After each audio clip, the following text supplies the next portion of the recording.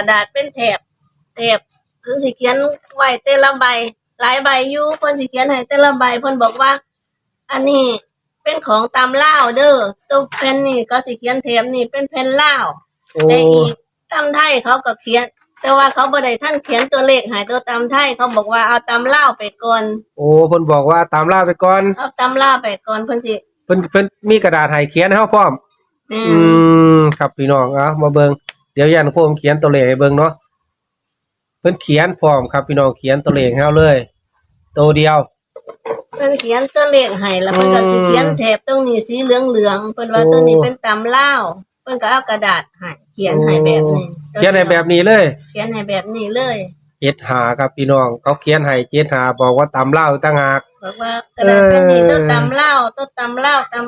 ตำไทยต่างหากแต่ว่าตำไทยเขาบ่ทันได้เขียนให้เขาให้ตำลาวก่อนเลขไทยยังบ่ทันได้เขียนให้เฮาเลขไทยเขาบ่ทันได้ให้มาคือเขาบอกว่าเอาตำลาวไปก่อนให้ตำลาวไปก่อนกระดาษสี่เหลี่ยมแบบนี้ล่ะแต่อันนั้นสิเขียนแถบสิทาสีแบบนี้